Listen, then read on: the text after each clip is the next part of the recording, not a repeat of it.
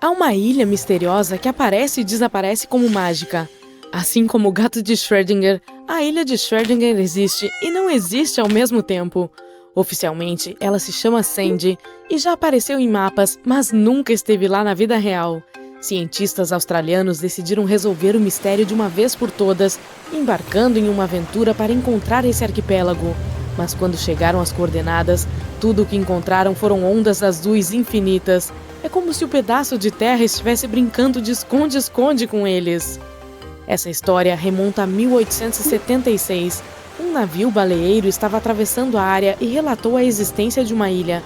Quem a viu disse que ela tinha mais de 24 quilômetros de comprimento de norte a sul e cerca de 5 quilômetros de largura, mais ou menos o tamanho de Manhattan, portanto nada pequena.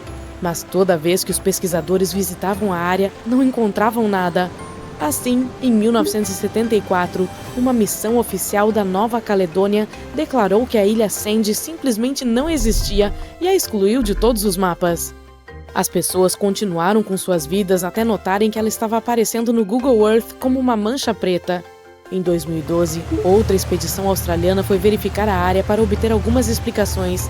Seus integrantes tiveram que escrever sobre o arquipélago há muito perdido e explicar o que poderia ter criado essa bagunça. Para começar, a tecnologia de mapeamento não estava em seu auge no século XIX. Era fácil errar as coordenadas. Além disso, havia o fato de que a área é grande em atividades vulcânicas. É provável que lava tenha esfriado e criado algum tipo de jangada. Digamos que o navio baleeiro tenha passado, visto a jangada vulcânica e pensado que era terra à distância. Mas é apenas uma suposição. Os seres humanos já se aventuraram por todos os cantos do mundo e em algum momento pode ter parecido que descobrimos tudo do nosso planeta. Mas quando o Monte Lico apareceu no Google Earth, os cientistas ficaram entusiasmados. Essa joia escondida no norte de Moçambique não é uma floresta tropical comum, ela está aninhada dentro de um vulcão. Determinados a confirmar a existência dessa floresta misteriosa, os experts reuniram uma equipe de cientistas e especialistas de primeira linha de todo o mundo. A jornada até o Monte Lico não foi fácil, com uma assustadora escalada vertical de rochas entre eles e a floresta. Mas, após 6 anos de planejamento e preparação, estavam prontos para o desafio. Quando chegaram lá, viram que era ainda melhor do que imaginavam. O lugar era como um jardim perfeitamente cuidado. A floresta parecia única e diferente de outras tropicais. Havia algumas lagartas insanamente enormes que pareciam perigosas, e eles até encontraram vasos antigos e evidências de um ecossistema humano intocado. Oh! Terra incógnita significa terra desconhecida em latim, e um dos maiores territórios desconhecidos que está sendo descoberto atualmente é a terra sob as camadas de gelo da Antártica. Abaixo da superfície nevada há um mundo totalmente novo de canyons, cursos d'água e lagos que agora estão sendo mapeados. Não podemos deixar de nos perguntar: existe realmente água líquida abaixo da superfície congelada da Antártica? Sim, ela pode existir sem congelar devido à pressão. A água líquida é o resultado do interior quente da Terra, e é assim que temos coisas como o Lago Vostok. Você não pode vê-lo, mas ele está bem aqui.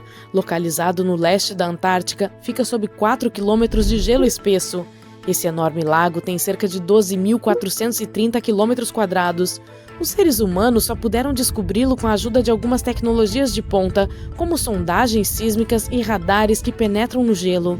De acordo com esses cientistas, é provável que o lago esteja lá há 15 milhões de anos. O Butão está no mapa, entre outras coisas, por ser o país mais feliz de toda a Ásia, mas manteve uma joia escondida por todos esses anos. Uma das montanhas mais altas do mundo ainda não escaladas, a Gangkhar Punsung. O país está envolto nas gloriosas montanhas do Himalaia. É por isso que a comunidade de escaladores ficou muito animada quando descobriu uma delas intocada. Imagine ser a primeira pessoa a escalar um pico inexplorado. Isso provavelmente garantiria um lugar no Guinness dos Recordes, com certeza. A montanha tem permanecido intocada devido a uma lei butanesa. Para os habitantes locais, o pico é um local sagrado envolto em mistérios e lendas. Uma de suas crenças é que a sacralidade de escalar uma montanha não está em atingir seu cume, mas em comungar verdadeiramente com o local e aproveitar o processo. Temos que admitir que essa é uma novidade para os ocidentais. Se estiver no estado de Nova York, não deixe de visitar a Agloe General Store.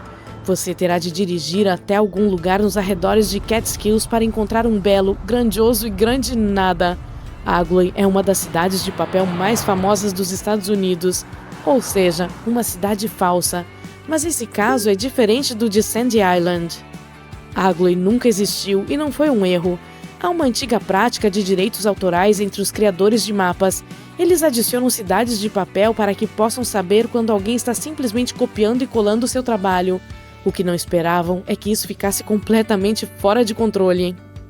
Há quem diga que um dia um homem pegou um mapa em um posto de gasolina que tinha a cidade de Agloe marcada nele. A pessoa decidiu abrir uma loja no local e a batizou de Agloe General Store. Dizem que ela enfrentou um processo judicial dos criadores do mapa.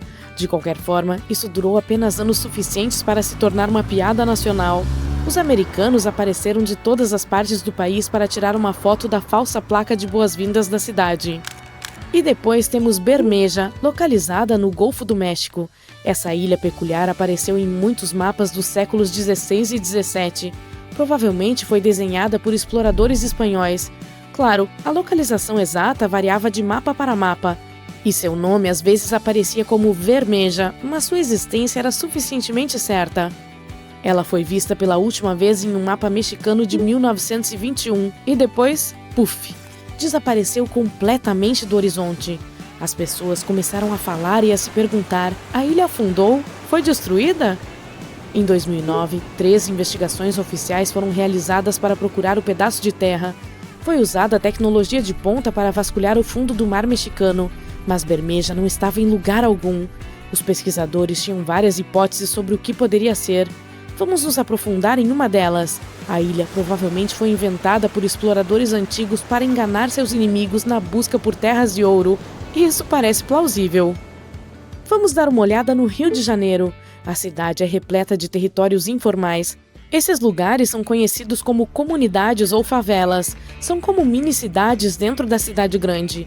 Algumas são conhecidas por serem territórios desamparados, onde os moradores não têm as mesmas vantagens urbanas que os outros cidadãos, como o sistema de esgoto e a coleta de lixo. E as favelas cresceram tão rapidamente que o governo não teve tempo de acompanhar o seu desenvolvimento. Portanto, hoje, geralmente são os próprios moradores que dão nome às ruas e se contentam com o que têm à disposição. Uma das maiores favelas do Rio de Janeiro é a conhecida Rocinha, e ela só foi aceita como bairro pelo governo local na década de 1990. Nosso próprio fundo oceânico é menos mapeado do que Vênus, Marte e a Lua. De fato, 95% dos nossos oceanos não são explorados. Estranho, não é? Temos a tecnologia disponível, que consiste principalmente em sondagens com sonar, enviando sons de ondas para o leito oceânico e registrando o que é ouvido de volta. Uma das principais vantagens de mapear o fundo do mar mais detalhadamente seria obter mais informações sobre riscos marinhos, como terremotos, tsunamis e erupções vulcânicas. Além disso, há muita vida marinha não identificada. Isso poderia nos dar uma ótima visão sobre a preservação e a descoberta da verdadeira dinâmica de nossos ecossistemas marítimos. A Sandy Island é uma massa de terra assustadora que apareceu nos mapas mundiais por quase 200 anos antes de desaparecer no ar. Localizada no Pacífico Sul, entre a Austrália e a Nova Caledônia, essa ilha fantasma foi documentada pela primeira vez por exploradores no século XVIII e continuou a aparecer em mapas e até mesmo em pesquisas científicas. Mas, quando um navio de pesquisa passou por suas supostas coordenadas em 2012, não encontrou nada além de mar aberto. Eles até mediram a profundidade do oceano nesse local e ela sempre esteve a mais de 1.219 metros de profundidade. Portanto, não havia chance de um grande pedaço de terra estar escondido sob a água. Para tornar as coisas ainda mais estranhas, quando você procura suas coordenadas exatas no Google Earth, ainda vê um contorno fraco do que parece ser uma ilha longa e fina, mas sem nenhuma massa de terra à vista. As teorias sobre seu desaparecimento falam sobre possíveis erros de cartografia, mas o mistério de como uma ilha inteira enganou o mundo durante séculos ainda não foi resolvido. Por falar em ilhas misteriosas, vamos mergulhar no enigma da Ilha Hashima. Localizada ao largo da costa de Nagasaki, no Japão, essa pequena ilha já foi uma movimentada instalação de mineração de carvão, com muitos trabalhadores e famílias. Porém, com o declínio da demanda por carvão, a ilha foi abandonada na década de 1970, deixando para trás uma cidade fantasma assombrosa. Hoje, Hashima permanece assustadoramente silenciosa, com prédios de concreto em ruínas e vegetação crescida. E se você for corajoso o suficiente, poderá fazer um tour virtual usando o Google Earth. Mas há outros lugares onde os mapas digitais não permitem que você veja muita coisa, como as Ilhas Ward, na Austrália. Se pesquisar suas coordenadas, perceberá vários pontos de escuridão perto da costa. Isso levou a todo tipo de especulação online, despertando a curiosidade sobre o que pode estar escondido sob a superfície. É apenas uma falha ou pode realmente haver alguma vida selvagem incomum por lá? Bem, ainda não temos respostas concretas para essas áreas obscurecidas, mas vale a pena mencionar que essa região faz parte de uma área de proteção da natureza selvagem. Esse local é uma zona importante para o leão marinho australiano e a foca da Nova Zelândia, por exemplo. Portanto, esses pontos obscuros podem ser apenas parte de um plano para manter tudo privado e protegido por lá. De ilhas assustadoras a lugares abandonados. Se você estiver dirigindo pelo Rio de Janeiro, poderá vislumbrar algo perturbador. Um grupo de papais noéis assustadores, bengalas doces desbotadas e escorregadores enferrujados cercados por palmeiras e vegetação densa. Esse é o Parque Alba Noel, um parque de diversões abandonado e assustador com temática natalina no Brasil. O criador do parque tinha grandes sonhos, pensando que ele se tornaria uma atração enorme e eclética com diferentes áreas temáticas. Estamos falando de um espaço do tamanho de 460 campos de futebol. As obras começaram em 2000, mas o local foi fechado alguns anos depois, quando o criador faleceu tragicamente em um acidente de carro a poucos metros da entrada do parque. Hoje, as atrações estão sendo lentamente tomadas pela ferrugem. Isso parece ter saído de um filme de ficção científica, mas esses anéis multicoloridos estão na verdade bem aqui na Terra, no Parque Nacional de Yellowstone para ser exato. Com 112,78 metros de diâmetro, é a maior fonte termal dos Estados Unidos e a terceira maior do mundo. Quando você a vê de cima, as diferentes cores são provenientes de vários tipos de bactérias que agem como filtros termográficos na vida real. Cada tipo de bactéria se desenvolve em temperaturas diferentes, e suas cores refletem os níveis de calor em diferentes partes da fonte. Nossa próxima parada é na Itália, onde se encontra a Villa de Vecchi, também conhecida como a Casa Vermelha ou a Mansão Fantasma. Para cada mansão fantasma há uma lenda urbana.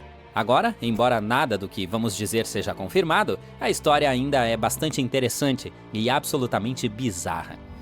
Construída em meados do século XIX pelo conde Félix de Vecchi, essa outrora grandiosa residência de verão rapidamente se tornou local de uma tragédia.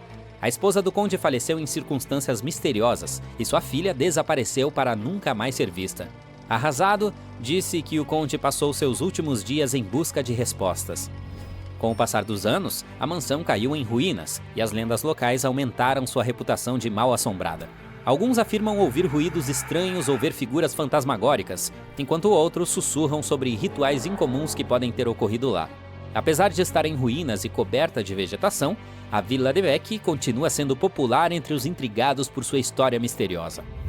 Embora tenhamos explorado estruturas humanas assustadoras e abandonadas, vamos dar uma olhada em um lugar onde as forças da natureza deixaram sua própria marca maciça: a cratera do meteoro no Arizona.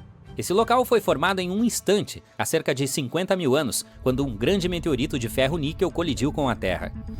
Com pouco menos de 1 km e 186 centímetros de largura e 170 metros de profundidade, a cratera é um dos locais de impacto mais bem preservados do mundo. De pé em sua borda, é quase possível imaginar a incrível força do impacto, destruindo tudo ao redor. Hoje, a cratera do meteoro é um marco geológico fascinante, atraindo cientistas e visitantes curiosos.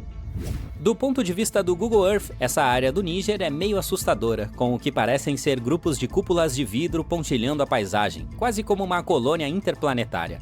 Mas na realidade é uma espécie de ilusão. Essas cápsulas são pequenos poços semicirculares e fazem parte do projeto Just Dig It. Esses poços, conhecidos como water bunts, feixes de água, ou earth smiles, sorrisos de terra, são cavados para captar a água da chuva e restaurar terras secas e degradadas. É um método simples, mas genial, que ajuda a trazer de volta a vida a áreas que sofrem com a desertificação. Ao reter a água, esses feixes permitem que a vegetação cresça novamente, resfriando a terra e revitalizando os ecossistemas. Você provavelmente já ouviu falar das famosas linhas de Nazcas no Peru, certo? Estamos falando daqueles enormes geoglifos antigos esculpidos no deserto, que têm formas como uma aranha, um macaco e um beija-flor. Bem, recentemente algo semelhante apareceu e deixou a internet em polvorosa. Essa nova figura, localizada no topo de uma montanha, se parece muito com um javali. Embora seja muito legal encontrar um novo geoglifo em potencial, a falta de informações sólidas e as bordas não tão nítidas nos fazem pensar que se trata apenas de uma formação natural. Ainda assim, é bastante intrigante. Mas se você for para o sul do Chile, é lá que encontrará um geoglifo de verdade. Estamos falando do Gigante do Atacama, que tem cerca de 119 metros de altura. O que é como um desenho engraçado, parece representar algum tipo de figura espiritual ou divindade. Não há provas sólidas do que ele realmente significa, mas os especialistas acreditam que esse desenho pode ter funcionado como um calendário astronômico antigo. Dizem que os pontos no topo e nas laterais da cabeça indicam as estações do ano com base em seu alinhamento com a Lua. Você também pode encontrar alguns naufrágios misteriosos ao explorar o Google Earth, como o MV Plessy, na Irlanda. Esse navio teve um destino trágico em 1960, quando uma forte tempestade e ventos fortes o levaram à costa em Finnis Rock, abrindo um buraco no fundo da embarcação. A água começou a entrar por baixo. Após alguns gritos e corridas em todas as direções, a tripulação conseguiu sair do navio. Hoje os restos do navio ainda estão em Finnis Rock e se tornaram uma atração popular. Ainda é possível ver o casco, que continua se desfazendo com o tempo, tornando a cena ainda mais assustadora. Também temos algo interessante envolvendo o Titanic.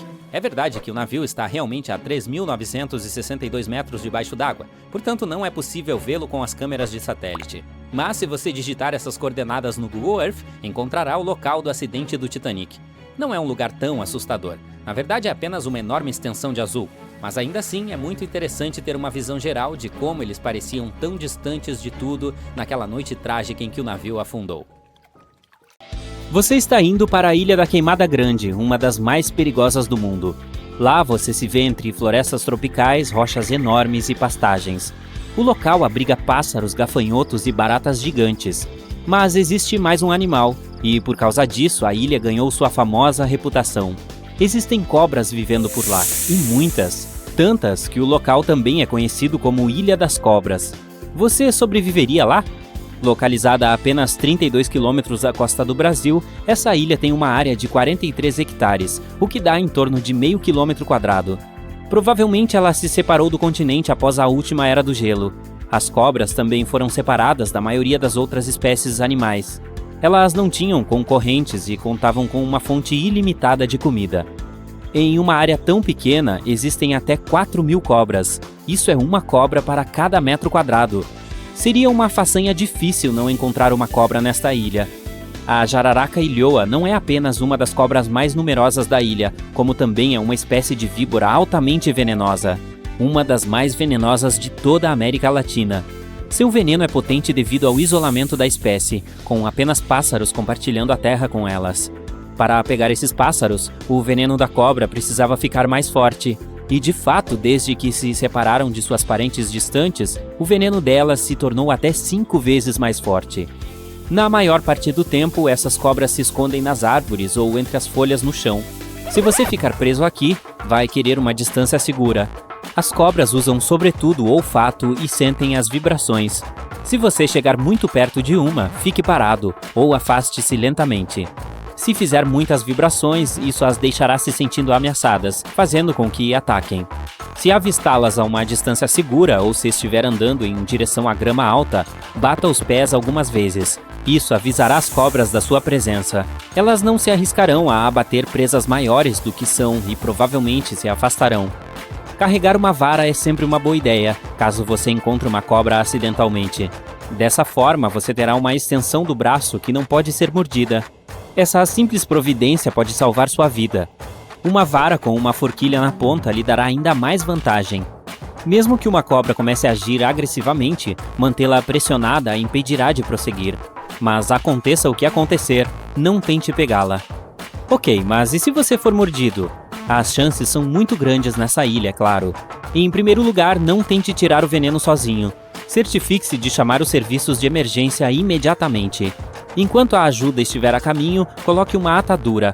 Uma peça de roupa servirá se você não tiver mais nada. Não tente perseguir a cobra tentando identificar a espécie. Os serviços de emergência sabem como descobrir qual é o veneno. Agora é só manter a calma e esperar a ajuda. Você pode estar se perguntando para quem pode ligar nessa ilha abandonada. Bem, como é estritamente proibido visitar esse lugar, há placas por toda a ilha aconselhando a manter distância e também um número para o qual você pode ligar se tiver problemas. Digamos que você tenha evitado com sucesso ser mordido. A próxima coisa a considerar é o que você pode comer lá. A Ilha das Cobras era anteriormente conhecida como Ilha da Queimada Grande, referindo-se à floresta sendo queimada.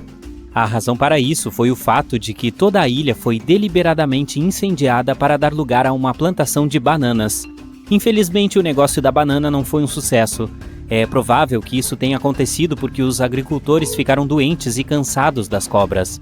Mas algumas bananeiras ainda existem hoje e podem fornecer nutrientes muito necessários. Você também vai querer um pouco de proteína na sua dieta durante a estadia. Felizmente, junto às cobras presas na ilha também existem baratas. Essas baratas gigantes de aparência pré-histórica saem à noite para se alimentar de plantas. Prepare aquele churrasco e desfrute da rara iguaria que essa ilha oferece. Uma ótima maneira de sobreviver na ilha é evitá-la completamente. Se por acaso você estiver navegando, lembre-se de que este lugar já foi ligado ao continente. É muito provável que as rochas sob as ondas danifiquem o fundo do seu barco se você chegar muito perto. Certifique-se de manter uma distância adequada ao passar. Claro, a ilha é intrigante, mas lembre-se de que não importa quão perto você chegue, não conseguirá ver cobras enquanto ainda estiver no barco. Só dá para ver essas criaturas se chegar perto o suficiente, o que você não deveria fazer. E não são apenas os répteis que tornam esse local perigoso. Os piratas visitam a ilha com bastante frequência.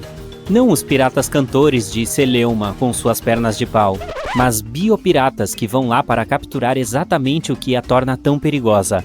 Eles vão atrás das cobras para pegá-las e vendê-las ilegalmente.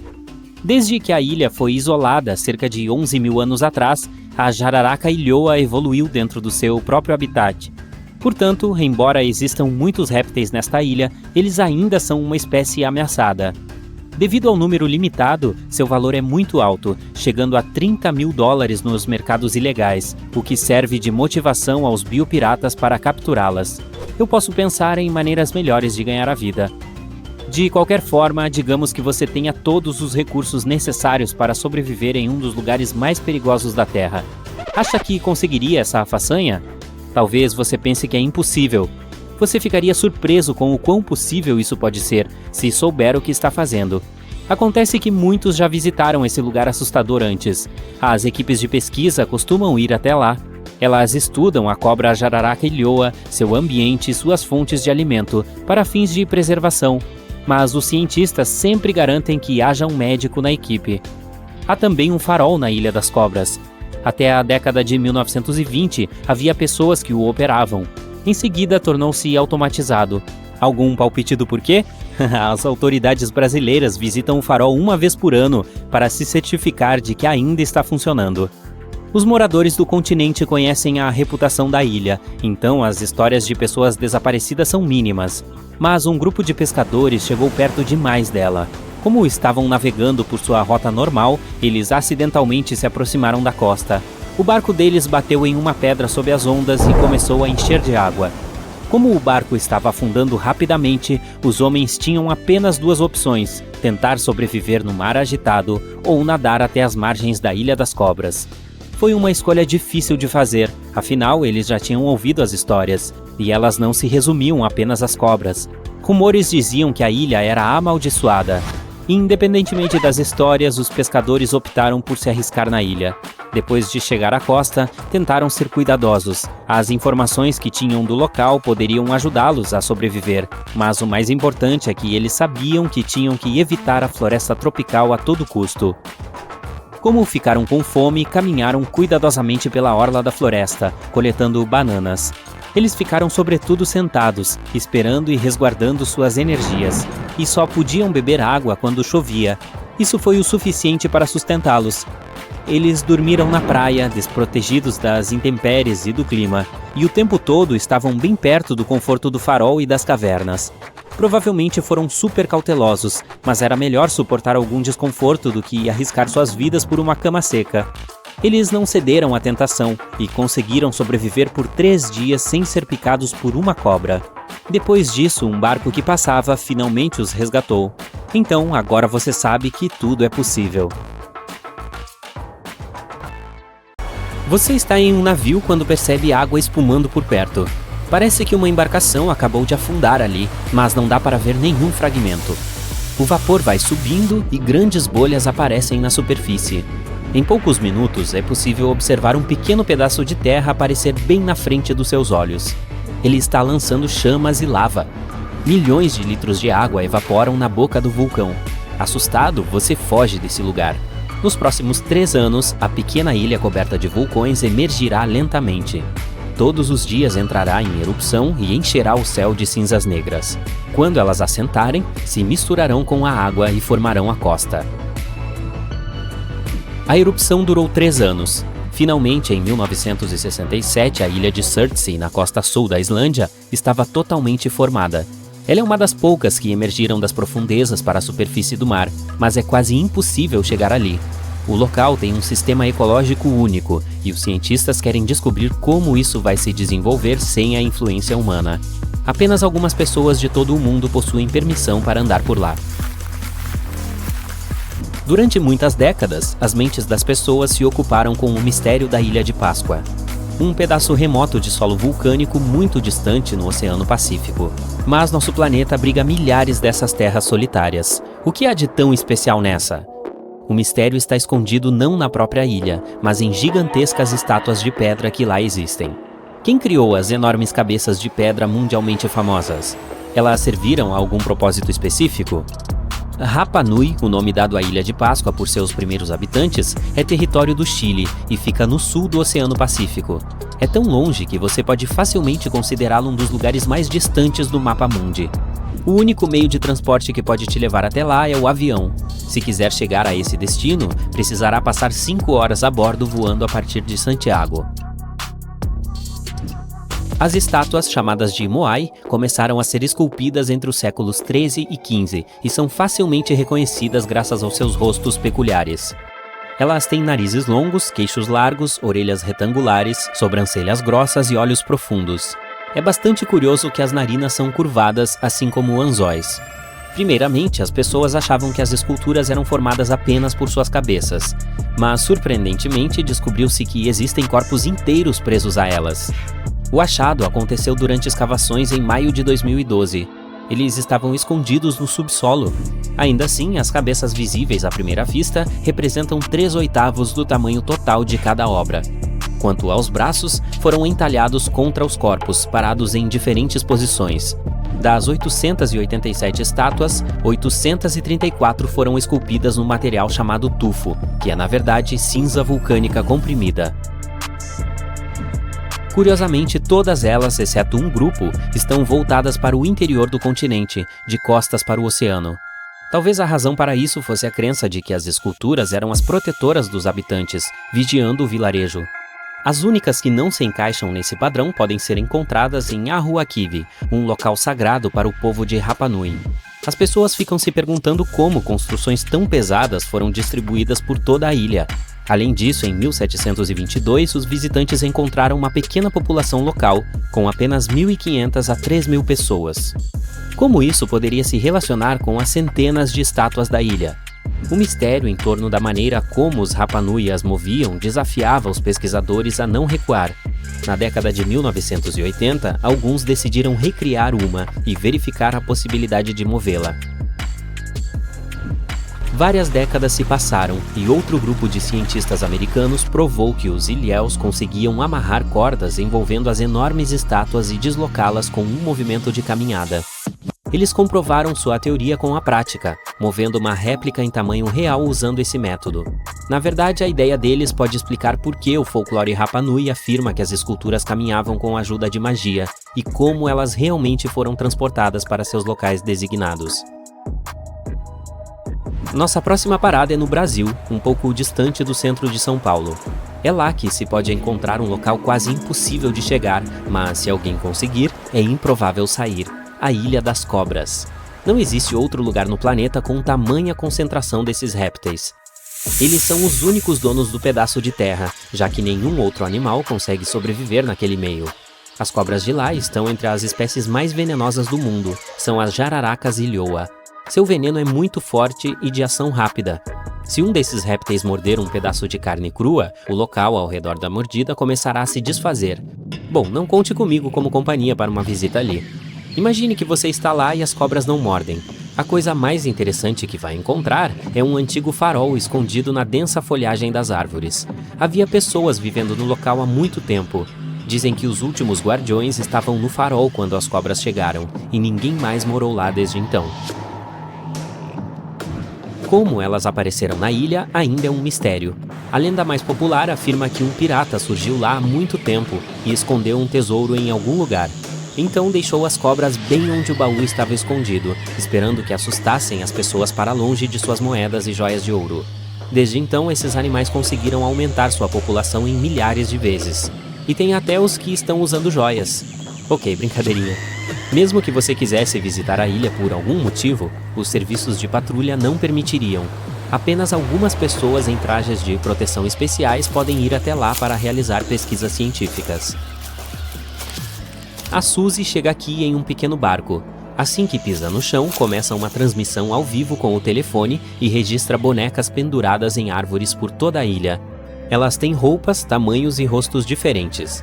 Há cerca de uma dúzia de brinquedos assustadores em cada árvore. A chuva e o sol quente deformaram os rostos deles, que estão cobertos de musgo e vegetação, além de terem assumido formas assustadoras. Há rumores de que ganham vida à noite. Um dos seguidores escreve: "Quer conferir?" A Suzy concorda, sem problemas. O sol está se pondo no horizonte, a escuridão cai sobre a floresta. A moça está perambulando entre as árvores e a lua ilumina seu caminho. Ela faz uma fogueira para se aquecer. Nesse momento, ouve um barulho estranho e percebe alguns movimentos com o canto do olho. O telefone desliga. Ao olhar para cima, dá para ver uma das bonecas, iluminada pelas chamas, virando a cabeça em sua direção. A Suzy grita e foge dali. É claro que a boneca não se mexeu. É possível observar um passarinho sentado atrás da cabeça dela. Alguns dias depois, a Suzy descobriu que um morador da cidade do México havia se mudado para lá nos anos 50 e enchido o local com bonecas. Ele as recolhia de aterros sanitários e canais ao redor da ilha e passou vários anos decorando cada árvore. No começo parecia estranho e emocionante para os turistas. No entanto, como as bonecas começaram a envelhecer e apodrecer, o local ficou mais atraente para os visitantes. Existem várias lendas sobre os motivos de sua obsessão. Ok, a Suzy já teve o suficiente desses mistérios e lugares assustadores. Agora quer admirar algo majestoso que foi criado pela natureza. A garota chega ao Parque Nacional das Sequoias, na Califórnia, onde crescem as mais gigantescas árvores do mundo. Então olha de boca aberta para a maior delas, uma sequoia gigante. Seu nome é General Sherman e tem cerca de 2.000 anos. O volume dela é quase a metade do tamanho de uma piscina olímpica. Apesar da idade, não é a mais antiga. Existem sequoias no parque que surgiram há 3.000 anos, e a mais alta do mundo cresce também ali. É uma conífera da família das sequoias. Chama-se Hyperion e tem 1/3 da altura da Torre Eiffel. Imagine a vista que dá para ter do topo. Agora a Suzy está na ilha de Madagascar para ver baobás únicos. Parece que algo os arrancou do chão, os virou de cabeça para baixo e os colocou de volta. Eles estão entre as árvores mais bonitas do mundo e a maioria está no beco dos baobás. Mas também podem ser encontrados na Austrália e na África do Sul. Seus troncos lembram esponjas, expandem-se e absorvem umidade durante a estação chuvosa. Os elefantes gostam de beber deles, arrancando e mastigando partes para matar a sede. À noite, as flores desabrocham. O baobá tem cheiro de leite azedo e atrai morcegos, mas o mais interessante é que não seca e não cai como as outras árvores após o fim de sua vida. Ele desmorona, assenta e deixa uma pilha de pedaços no chão. Você está em um navio quando percebe a água borbulhando nas proximidades. Parece que uma enorme embarcação afundou ali, mas não dá para ver nenhum detrito. O vapor sobe pela água e grandes bolhas aparecem na superfície. Em alguns minutos, um pequeno pedaço de terra surge bem em frente aos seus olhos. Ela está liberando chamas e lava. Milhões de litros de água evaporam na boca do vulcão. Assustado, você sai desse lugar. Nos 3 anos seguintes, a pequena ilha coberta de vulcões emergirá lentamente da água. Todos os dias ela explodirá e encherá o céu de cinzas negras. Quando a cinza for assentando, irá se misturar com a água e formará a costa. Essa erupção durou 3 anos e, finalmente, em 1967, a ilha de Surtsey, na costa sul da Islândia, estava totalmente formada. Surtsey é uma das poucas ilhas que emergiram nas profundezas da superfície do mar. Mas é quase impossível chegar lá. A ilha possui um sistema ecológico único e os cientistas querem descobrir como ele se desenvolverá sem a influência humana. Apenas algumas pessoas em todo o mundo têm permissão para caminhar por lá. De longe, o próximo lugar parece meio desagradável.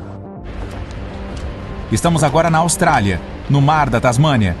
Aqui, uma enorme crista parecida com uma barbatana afiada de um tubarão gigante sai da água. A altura desse monte é de 550 metros, quase o dobro da Torre Eiffel. Este lugar é chamado de Pirâmide de Baal e fica no meio de uma ilha vulcânica deshabitada. É difícil chegar lá devido à formação rochosa inacessível do local. A ilha foi descoberta em 1788. Naquela época, eu não estava por aí, ela era considerada estéril e desprovida de vida. Porém, mais de 200 anos depois, em 2001, um grupo de cientistas foi até lá e encontrou algumas criaturas incríveis, inclusive o inseto mais raro do mundo. Isso aconteceu depois que a equipe escalou uma altura de mais de 30 metros e avistou um arbusto. Embaixo dele, havia uma colônia de insetos conhecidos como lagostas das árvores. Estas criaturas pertencem à família dos insetos-pau e têm cerca de 15 centímetros de comprimento. Naquele dia, foram achados 27 insetos, mas desde então sua população começou a aumentar. Acredita-se que essas criaturas tenham sido extintas no início do século XX, mas de alguma forma elas conseguiram chegar lá até a pirâmide de Baal e sobreviver. Nossa próxima parada é aqui no Brasil, a quase 150 quilômetros do centro de São Paulo. É lá que se pode encontrar uma ilha quase impossível de chegar. Mas se conseguir, é provável que desista. Estamos falando da Ilha das Cobras. Não existe outro lugar no planeta com uma concentração tão alta de cobras. De acordo com os pesquisadores, são cerca de 5 por metro quadrado de terra. Elas são as únicas donas do local, já que nenhum outro animal consegue sobreviver no meio delas. As serpentes são da espécie Jararaca ilhoa, uma das mais venenosas do mundo, e tem cerca de meio metro de comprimento. Além de poderoso, o veneno tem ação rápida. Se você deixar esse réptil morder um pedaço de carne crua, o local ao redor começará a desintegrar. Bem, não conte comigo. Imagine que você está nessa ilha e as cobras não picam. A coisa mais interessante que vai encontrar lá é um antigo farol. Ele fica escondido na densa mata fechada. Pessoas chegaram a habitar o local há muito tempo. Há rumores de que os últimos guardiões estavam no farol quando as serpentes chegaram e ninguém mais morou lá desde então. Como essas cobras únicas apareceram ainda é um mistério. A lenda mais popular afirma que um pirata esteve lá há muito tempo e escondeu um tesouro em algum lugar da ilha. Então, deixou os répteis no local onde o baú estava escondido. O cara esperava que eles assustassem as pessoas que se aproximassem das suas moedas de ouro e joias. Desde então, algumas serpentes conseguiram aumentar sua população milhares de vezes. E dizem que algumas delas estão usando as joias. Não, na verdade não. Mesmo que você quisesse ir até lá por algum motivo, os serviços de segurança o impediriam. Apenas algumas pessoas com trajes de proteção especiais podem pisar no local para conduzir pesquisas científicas. A próxima ilha está localizada a cerca de 25 quilômetros ao sul do centro da cidade do México. Você consegue chegar ali facilmente. Não há animais peçonhentos, ninguém vigia o lugar e é fácil atracar um barco. Mas provavelmente vai querer ir embora assim que caminhar um pouco por lá, principalmente se chegar à noite. Existem bonecas penduradas nas árvores por toda a ilha, todas com roupas, tamanhos e rostos diferentes.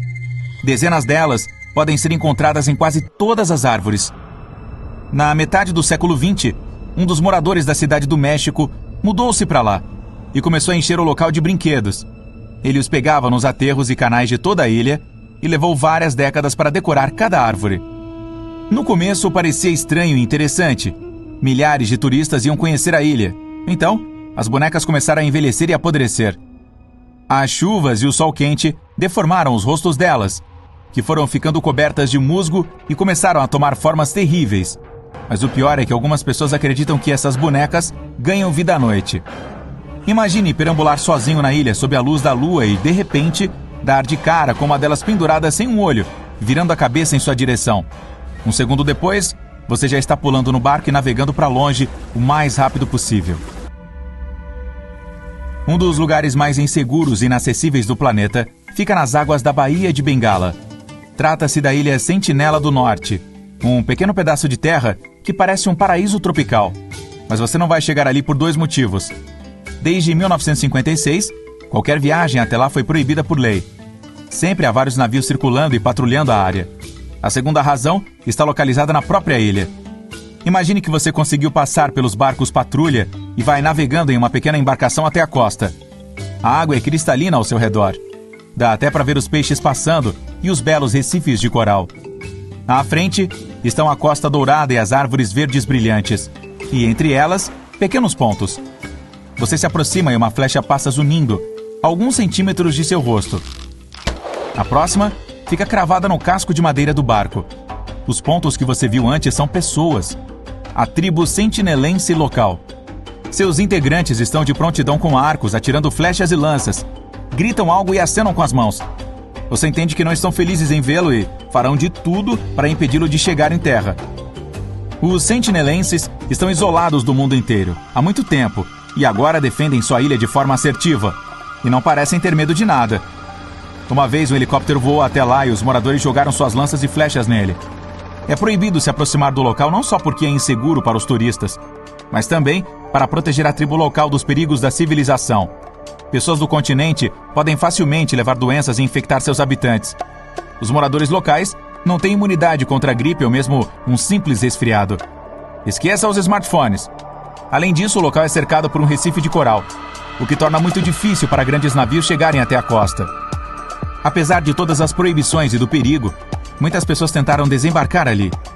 Em 1880, um oficial chegou até a margem e descobriu que o solo era ideal para o cultivo de coqueiros. O homem também encontrou vários vilarejos, mas não se atreveu a se encontrar com os habitantes locais. Por fim, conseguiu deixar o local vivo. Desde então, várias outras tentativas foram feitas. Muitas vezes, pesquisadores e viajantes deram presentes aos moradores como peixes ou cocos. Os habitantes aceitaram os presentes, pediram mais, mas ainda assim não permitiram que os estrangeiros se aproximassem de suas casas. Também é difícil fazer amizade com a tribo local, pois seus membros se comunicam em uma das línguas mais complexas do mundo. Cientistas e linguistas estudam há décadas. No final do século XX, alguns pesquisadores conseguiram fazer amizade com os sentinelenses. Em 1991, os moradores foram convidados a embarcar em um grande navio. Uma equipe de antropólogos lhes deu sacos com cocos. Apenas alguns membros da tribo aceitaram os presentes. Por séculos, os sentinelenses têm vivido por conta própria, longe da civilização. E quase ninguém quer mudar essa situação. O quê? E ficar sem internet, fritura e Facebook? Você está de brincadeira? O Lago Michigan é um dos maiores e mais misteriosos lagos de água doce dos Estados Unidos. E agora, em suas profundezas, os cientistas se depararam com algo inexplicável. Vastas crateras redondas espalhadas por todo o fundo do lago. Tudo começou em 2022. Uma equipe de pesquisadores queria mapear o fundo do lago e procurar por navios naufragados. No início, eles tinham certeza de que seria apenas um terreno rochoso típico ou manchas de areia. Mas o que viram em suas telas de sonar os deixou espantados. Estranhas formas circulares que pareciam perfeitas demais para serem naturais.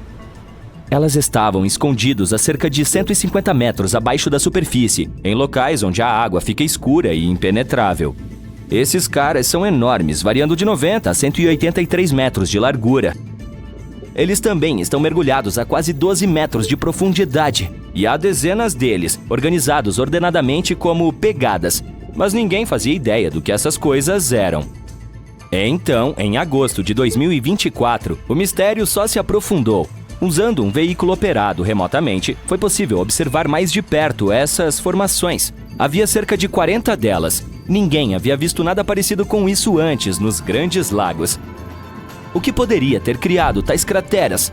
Elas poderiam ser antigas, talvez remanescentes de algum evento geológico perdido no tempo. Se for esse o caso, é estranho o tempo que esses buracos provavelmente ficaram parados ali, sem serem perturbados.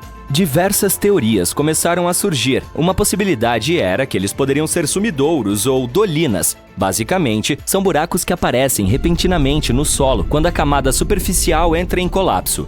A rocha abaixo da superfície, geralmente feita de calcário, é dissolvida lentamente pela água ao longo do tempo, criando vazios no subsolo. Quando a superfície acima desses vazios não consegue mais suportar seu próprio peso, ela cede, e isso forma um buraco. Pense nisso como quando você enfia um canudo no lacre de uma bebida. Os sumidouros podem ser pequenas depressões ou enormes, chegando a extensões de até 610 metros. Eles podem ocorrer gradualmente ou de uma só vez. Às vezes, podem engolir carros inteiros ou até mesmo edifícios. E o Lago Michigan está situado em um leito rochoso de calcário. Ele sofre erosão com muita facilidade quando a água passa por ele. Já foram encontrados sumidouros como esses no Lago Huron e eles são bastante parecidos. Mas há alguns buracos na trama sem trocadilhos com essa teoria. Por exemplo, é incrível como todos eles são tão grandes. Também é estranho e muito raro que os sumidouros ocorram em um leito de lago. Eles também se assemelham a um padrão reto, parecem se estender geralmente em direção ao sul, formando uma linha solta, o que é bastante estranho. Se forem sumidouros, definitivamente não estão seguindo as regras geológicas usuais. No entanto, pode ser que haja algum processo novo e incomum em ação sob a superfície do lago que ainda não descobrimos. Mas há outra teoria: glaciares. Os glaciares são rios de gelo selvagens. Eles cobriam grande parte da Terra durante a última era glacial e são incrivelmente poderosos. Embora possam se mover lentamente, às vezes apenas alguns centímetros por dia, têm um peso tão grande que podem remodelar paisagens inteiras ao longo de milhares de anos. Os glaciares podem triturar e escavar a terra abaixo deles. São basicamente como escavadeiras colossais. Seu peso, combinado com um movimento lento, mas constante, tritura tudo que está abaixo deles. Rochas, solo, até mesmo o leito rochoso, o que pode criar sulcos profundos na superfície da Terra, chamados de calhas glaciais. Durante a Idade do Gelo, havia muitos glaciares em todo o norte dos Estados Unidos, inclusive na região dos Grandes Lagos. Se eles se tiverem se deslocado pelo que hoje é o Lago Michigan, poderiam ter criado esses buracos profundos. Os glaciares geralmente se movem em um caminho bastante reto. À medida que se movem, provocam a erosão do terreno, mas a erosão resultante varia de acordo com o terreno. Às vezes, há lugares onde o leito rochoso é mais macio ou fraturado, e esses lugares são mais facilmente esculpidos e esmagados pelos glaciares. Isso poderia explicar por que alguns buracos podem ser maiores e mais profundos do que outros, já que a rocha mais dura é menos afetada. Mas geralmente isso leva a depressões arredondadas em forma de meia-lua, conhecidas como marcas de vibração. Essas marcas são mais parecidas com sulcos do que com grandes crateras circulares, como as do Lago Michigan. Quando os glaciares derreteram, os grandes lagos se formaram. Se as crateras foram formadas por eles, podem ter se enchido de água, tornando-se parte do Lago Michigan. Embora essa teoria seja mais uma especulação, precisamos de mais evidências. No entanto, há outra camada nesse mistério. As crateras não são apenas formações geológicas curiosas. Na verdade, elas podem conter pistas valiosas sobre a vida primitiva na Terra. Partes do Lago Michigan, especialmente as escuras, são relativamente pobres em oxigênio. É como uma versão mais leve dos ambientes oceânicos profundos que geralmente têm muito pouco desse elemento. Por exemplo, as fontes hidrotermais nas profundezas do oceano, aberturas subaquáticas na crosta terrestre com água quente e rica em minerais, que geralmente têm muito pouco oxigênio. Mas alguns organismos adoram lugares como esses. Por exemplo, o camarão-gambá, criaturas minúsculas parecidas com camarões que adoram águas frias e profundas. Receberam esse nome porque têm uma bolsa para carregar seus filhotes até que estejam prontos para viver por conta própria, como um gambá. Ou o escorpião de água profunda, um pequeno peixe que vive no fundo e também gosta de lagos frios. Eles são bem adaptados para viver em águas escuras e geralmente ficam perto do leito do lago. E organismos estranhos, como os mexilhões quagga invasores, que parecem conchas. São pequenos mexilhões de água doce que se espalharam pelos grandes lagos. Eles se prendem a superfícies duras e podem causar problemas para os ecossistemas, competindo com as espécies nativas por alimento e espaço. Todos esses tipos podem estar no Lago Michigan e até mais. Pode haver micróbios ou até mesmo bactérias especialmente adaptadas a essas condições adversas, assim como no Lago Huron. Há apenas algumas criaturas que poderiam sobreviver nas profundezas dessas crateras, e estudá-las pode nos dar uma ideia de como a vida floresceu nos antigos oceanos da Terra, pobres em oxigênio. Isso porque foi em lugares semelhantes a esses que algumas das primeiras formas de vida se desenvolveram. A Terra primitiva tinha uma atmosfera com pouco oxigênio, embora fosse muito mais quente, e os micróbios antigos se adaptaram a ela. Os grandes lagos, especialmente o Lago Michigan, sempre tiveram uma reputação um pouco fantasmagórica. Por exemplo, até mesmo essa missão foi organizada para estudar os naufrágios. Aconteceram cerca de 6.000 naufrágios nos grandes lagos. Muitos desses destroços ainda estão nos leitos dos lagos, preservados pelas águas frias e frescas. E os naufrágios não são as únicas coisas estranhas relacionadas aos grandes lagos. Ao longo dos anos, houve histórias de desaparecimentos inexplicáveis. Barcos e até aviões desapareceram sem deixar rastros. Os lagos, geralmente calmos na superfície, podem se tornar perigosos repentinamente com tempestades imprevisíveis e ondas enormes, levando a esses eventos misteriosos. Sem mencionar todas as coisas assustadoras que as pessoas notaram lá ao longo dos séculos, como luzes fantasmagóricas sobre a água ou padrões climáticos bizarros, como nevoeiros estranhos e repentinos que parecem surgir do nada. Em 2007, descobriram até mesmo uma estrutura pré-histórica, que se parece com Stonehenge. Bem, ela era bem menor, mas mesmo assim. Ela estava a cerca de 12 metros abaixo da superfície, no coração da Baía de Grand Traverse. Especula-se que tenha cerca de 9.000 anos de idade, muito mais antiga que Stonehenge. Parece que essa é uma impressão digital daqueles que viveram nessa área há milhares de anos. Essas pedras maciças estão dispostas em um padrão cuidadoso e sinuoso que se estende por 1,6 km. Elas variam em tamanho desde bolas de basquete até carros compactos. Mas uma em particular se destaca. Uma rocha com 1,20 m de altura e 1,5 m de largura. Ela está gravada com a imagem de um mastodonte, uma criatura que vagou pela Terra cerca de 11.000 anos antes de ser extinta. Provavelmente afundou ali durante o fim da última era glacial que mencionamos. Esse período remodelou a região. Esse lugar está submerso agora, mas no passado ainda era terra firme. Portanto, as pedras provavelmente foram criadas por pessoas que viviam ali, embora não tenhamos certeza do motivo. Será que elas eram usadas como esconderijos de caça? Ou seria algum tipo de calendário antigo? Quem sabe?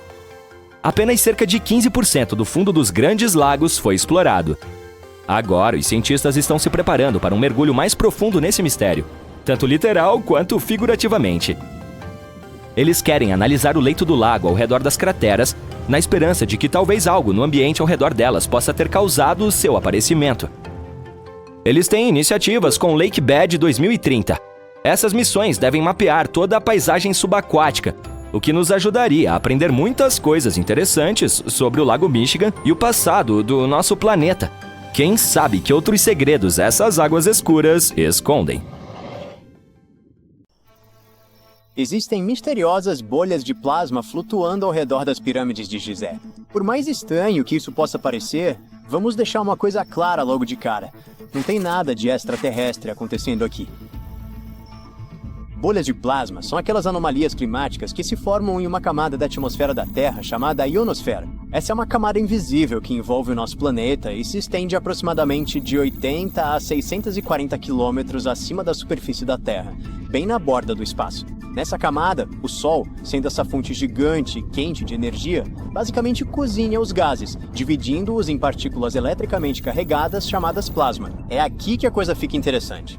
À noite, especialmente perto do Equador, essas partículas carregadas são perturbadas, e quando um monte delas desaparece de repente ao mesmo tempo, isso forma o que chamamos de bolha de plasma. Imagine como se fosse um grande bolso vazio onde o plasma está ausente ou sua quantidade está reduzida, mas só é considerado uma bolha de plasma se esse fenômeno acontecer em grande escala, normalmente com cerca de 100 km de extensão. Se você já está arrumando as malas para o Egito e pegou os binóculos para olhar para o topo das pirâmides, sinto dizer que não podemos ver essas bolhas de plasma a olho nu. Tudo isso acontece bem acima das nossas cabeças, completamente invisível para nós. Os cientistas precisam usar equipamentos especiais, como o Radar de Ionosfera de Longo Alcance de Latitude, ou LRARID, para detectar essas bolhas. Essa tecnologia avançada ajuda os pesquisadores a acompanhar e observar o movimento e a formação das bolhas de plasma em tempo real. Essa formação, aliás, pode ser desencadeada por tempestades solares. Isso nos leva a novembro de 2023, quando ocorreu uma impressionante tempestade solar. Em uma escala de 1 a 5, essa foi classificada como G3, o que é considerado um evento forte. Tempestades solares acontecem quando as manchas solares estão basicamente mais frias. Áreas mais escuras na superfície do Sol liberam explosões de energia para o espaço. Essas erupções desencadearam várias tempestades geomagnéticas na Terra. Embora isso possa soar como coisa de fim do mundo, não atrapalhou tanto assim o nosso dia a dia. Na verdade, foi uma ótima notícia para os observadores do céu, já que a tempestade solar criou auroras impressionantes, com a aurora boreal sendo vista até tão ao sul quanto a Grécia e a Turquia. Mas essa tempestade em particular de 2023 também teve outra consequência interessante. Ela causou a maior bolha de plasma já registrada pelo radar chinês. Esse fenômeno foi tão gigantesco que cobriu regiões tão distantes quanto as pirâmides do Egito e as ilhas Midway, no Oceano Pacífico. Agora, essa é uma distância enorme, e isso é algo muito importante para a ciência. E isso porque as bolhas de plasma são uma ameaça crescente para a tecnologia moderna. Especialistas dizem que elas podem atrapalhar as comunicações via satélite e os sistemas de GPS.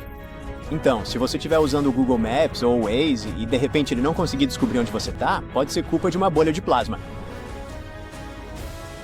Ótimo! Agora já sabemos o que está acontecendo com aquelas bolhas detectadas acima das pirâmides de Gizé. Mas as coisas ficam ainda mais estranhas dentro dessa construção antiga.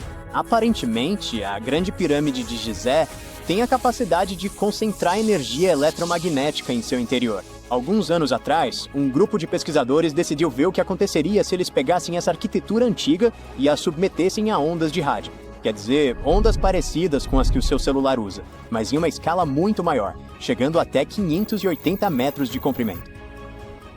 Mas como eles não podiam simplesmente começar a disparar ondas de rádio na pirâmide de verdade, fizeram a próxima melhor coisa: modelagem computacional. Usando essas simulações, os pesquisadores descobriram algo incrível. A Grande Pirâmide pode realmente concentrar energia eletromagnética dentro de suas câmaras internas, assim como embaixo de sua base, onde fica uma câmara inacabada.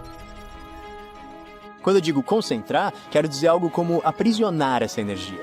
Por exemplo, quando você grita dentro de uma caverna, você ouve sua voz ecoar de volta, certo? As ondas sonoras não simplesmente desaparecem, elas ficam ricocheteando e acabam se concentrando. Da mesma forma, quando ondas de rádio atingem a pirâmide, elas não simplesmente passam por ela ou ao redor dela. Em vez disso, elas são absorvidas, ricocheteiam e se concentram dentro e embaixo da pirâmide.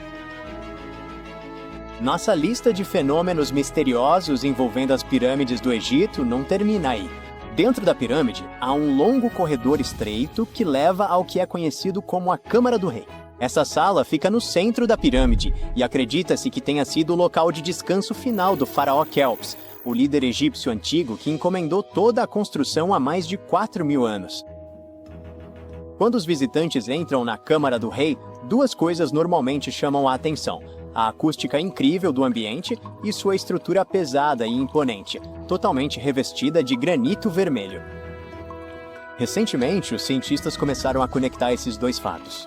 Alguns pesquisadores agora acreditam que a Câmara do Rei pode ser capaz de captar ou absorver a energia sonora gerada em outras partes da pirâmide. Em outras palavras, essa sala pode ter sido projetada para amplificar o som de uma forma que nenhuma outra câmara da pirâmide consegue. Para testar essa teoria, os pesquisadores realizaram um experimento em que cantaram na Câmara da Rainha, que fica diretamente abaixo da Câmara do Rei. É aqui que a coisa fica interessante. A música não podia ser ouvida nas salas subterrâneas inferiores da pirâmide, mas soava alta e clara na Câmara do Rei. Uma possível explicação para isso é o tipo de pedra usada na Câmara do Rei, o granito rosa. O granito é conhecido por suas propriedades piezoelétricas, o que significa que ele pode absorver energia do ambiente, como vibrações sonoras, e convertê-la em energia elétrica. Isso sugere que a acústica única da câmara pode ser resultado de mais do que apenas o formato do ambiente. Pode ser que o próprio granito tenha um papel em amplificar e concentrar as ondas sonoras. Segundo cientistas, essas descobertas abrem um campo totalmente novo de pesquisa sobre o potencial da pirâmide. Será que as antigas pirâmides conseguiram de alguma forma aproveitar a energia criada por ondas sonoras ou até mesmo pelas vibrações naturais da Terra? Pode parecer algo improvável, mas considerando que as propriedades piezoelétricas do granito são bem documentadas pela ciência moderna, não é totalmente impossível. Mas saber, né? Talvez a gente só tenha arranhado a superfície do que as pirâmides realmente eram capazes de fazer. Falando em só arranhar a superfície, tem ainda mais coisa para pensar, como o fato das pirâmides terem sido construídas em um local tão perfeito. Parece que os construtores alinharam a grande pirâmide com os pontos cardeais. Ou seja, seus lados estão quase perfeitamente alinhados com as 4 direções principais: norte, sul, leste e oeste. Existem várias teorias sobre como eles conseguiram isso, mas um estudo sugere que os egípcios podem ter usado o equinócio de outono para alcançar esse alinhamento perfeito. Durante o equinócio, o Sol nasce e se põe exatamente no leste e no oeste. Isso provavelmente facilitou para os construtores usarem a posição do Sol como referência. Observando o Sol durante esse período, eles podiam garantir que as pirâmides fossem posicionadas exatamente do jeito certo. Se pensarmos em todas essas coisas estranhas sobre as pirâmides, tipo o alinhamento perfeito, a capacidade de concentrar ondas de rádio e os materiais usados nas câmaras que talvez gerem energia elétrica, será que o verdadeiro propósito das pirâmides pode ser muito mais complexo do que apenas servir como tumbas? Bem, Nikola Tesla achava que sim. Dizem que o famoso inventor e engenheiro era meio obcecado pelas pirâmides do Egito e se perguntava se elas não seriam, na verdade, enormes transmissores de energia. Ele acreditava que o formato e a posição das pirâmides poderiam ajudá-las a funcionar como grandes geradores, capazes de produzir energia gratuita e ilimitada. Alguns pesquisadores concordam com Tesla e acreditam que esses monumentos gigantescos podem ter sido projetados como enormes usinas de energia. De acordo com essa teoria, os construtores poderiam ter descoberto como mover íons, aquelas partículas eletricamente carregadas na atmosfera, colocando materiais como cobre, ouro e prata ao redor das pirâmides. Então, é bem possível que os antigos egípcios tenham criado uma fonte de energia sustentável e renovável. Embora essa seja uma ideia muito interessante, ainda não conseguimos confirmar essa teoria, e o verdadeiro propósito das pirâmides continua sendo um dos maiores mistérios da humanidade. Ufa! Finalmente você pode enviar o último relatório do dia e respirar fundo. O fim de semana está chegando. Mas quando está prestes a clicar em enviar, você se assusta com o barulho embaixo da sua mesa. Será que é o trem passando? Infelizmente, não é esse o caso. É um vulcão falando. O quê? Aqui, no Arizona? É isso mesmo. O solo continua se movendo sobre o Arizona, lembrando-nos de que a Terra está viva. Mas não entre em pânico. Vamos nos munir de algum contexto. 20 estados americanos têm vulcões extintos, ativos e inativos, atualmente dormindo. Entre esses estados estão Califórnia, Novo México, Nevada, Utah e Colorado. Pelo lado positivo, os vulcões do Arizona estão dormentes no momento, mas isso não significa que eles não explodirão em um futuro próximo, ou não tão próximo. Agora, que tal viajar para o Arizona para verificar os vestígios de seu passado vulcânico ativo? Eles pontilham as paisagens desérticas desse estado como manchas pontilham um dálmata. Há campos vulcânicos inteiros a sudoeste de Phoenix, a leste de Douglas, perto de Flagstaff, ao norte de Kingman e perto da fronteira com o México. O mais preocupante sobre esses campos é que, embora não estejam ativos no momento, as erupções nessa região ocorrem a cada 1000 anos ou mais. Bem, parece que o tempo está acabando. A última erupção vulcânica poderosa e destrutiva ocorreu há cerca de 1000 anos na cratera do Pôr do Sol. Vale a pena prestar mais atenção nesse lugar. E é o que faremos, mas um pouco mais tarde. Primeiro, temos que falar sobre os hotspots. Não é aquele lugar onde você pode navegar na web.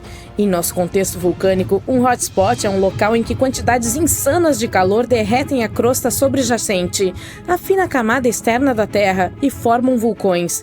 Esse calor sobe do manto, que está localizado entre o núcleo denso e superaquecido do nosso planeta e a crosta. Quer ver um exemplo desse tipo de vulcanismo? Bem-vindo às Ilhas do Havaí. A Ilha Grande tem seus vulcões ativos porque no momento está situada no topo do hotspot havaiano. As ilhas havaianas mais antigas também já estiveram lá, porém mais tarde elas se afastaram em direção ao noroeste. Isso aconteceu porque foi nesse ponto que a crosta oceânica sobre a qual elas se encontravam, ou seja, a placa do Pacífico, se deslocou. Agora, observe as bacias oceânicas do mundo. Sim, elas estão literalmente repletas de ilhas que ficam em cima de pontos quentes, como o Havaí, Islândia, Samoa, Galápagos. Esses são provavelmente os exemplos mais famosos.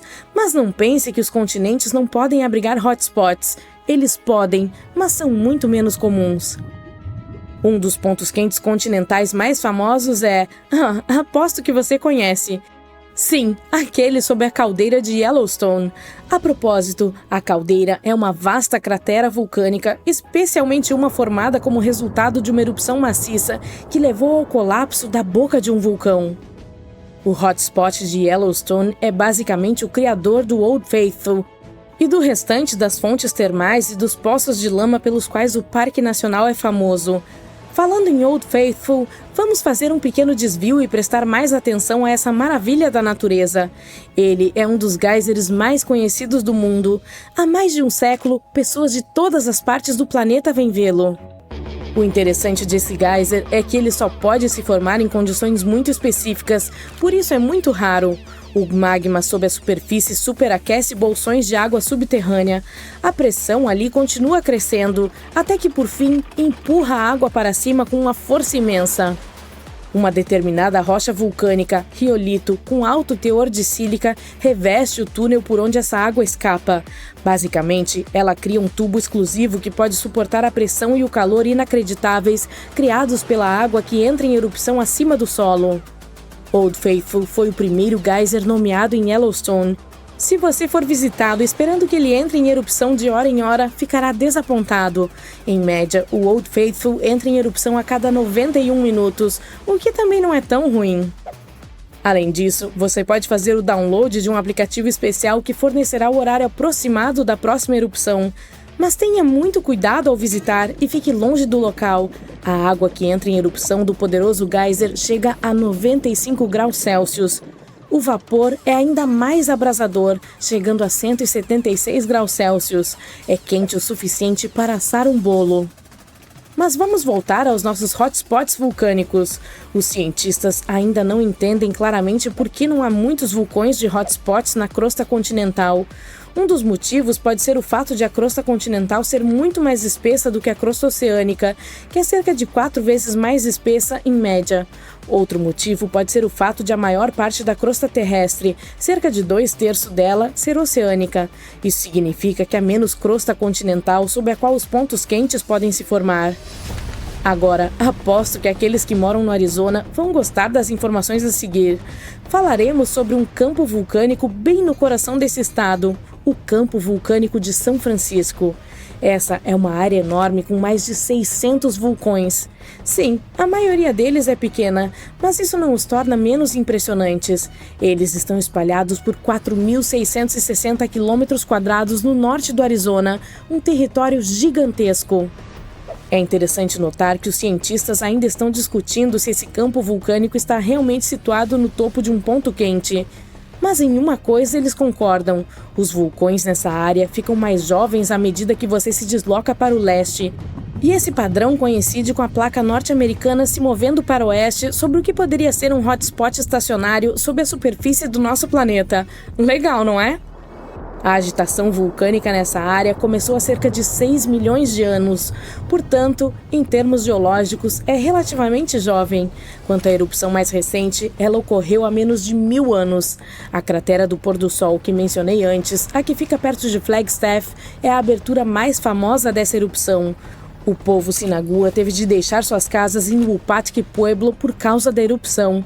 Esse local agora faz parte do Monumento Nacional Wupatki. Lá, você pode ver como as pessoas viviam nessa região vulcânica há muitos anos. Se você for explorar essa área, perceberá que a maioria dos vulcões é formada por cones de cinzas de basalto, pequenos e íngremes. O Planalto do Colorado tem condições climáticas bastante secas. É por isso que os vulcões não se desgastaram muito. Alguns dos melhores exemplos desses cones, como este chamado de cratera SP, ainda parecem ter surgido ontem. Mas olha ao redor, não são apenas cones de cinzas. O campo vulcânico de São Francisco também tem um estratovulcão, bem como alguns domos de lava que se formaram a partir de rochas vulcânicas, riolito e dacito, com mais sílica do que o basalto que pode ser encontrado em lugares como o Havaí. Isso significa que elas são mais espessas e não fluem tão facilmente. De qualquer forma, o estratovulcão será uma das vistas mais épicas que você encontrará ao explorar esse campo vulcânico. Bem, não o estratovulcão em si, mas os picos de São Francisco, os restos dessa formação gigante. Eles têm mais de 3.840 metros de altura, o que equivale a 4 Burj Khalifas e meio colocados um em cima do outro. Isso faz com que os picos sejam um dos maiores marcos do norte do Arizona. Eles não são apenas impressionantes, mas também sagrados para o povo nativo americano que viveu na área por muitas gerações. Agora, ao contrário dos vulcões superativos do Havaí, o campo vulcânico de São Francisco leva seu tempo, milhares de anos entre as erupções.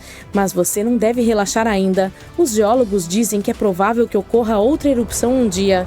Ela provavelmente ocorrerá na remota parte leste do campo, longe das grandes cidades. Ufa! E se a próxima erupção for parecida com a que formou a cratera do Pôr do Sol, será um espetáculo e tanto. Fontes de lava e rios de lava fluindo. Ao mesmo tempo, a próxima erupção pode não acontecer por séculos, talvez até milênios. Até lá, o campo vulcânico de São Francisco continuará sendo uma joia oculta da história vulcânica, aguardando seu próximo espetáculo de fogo.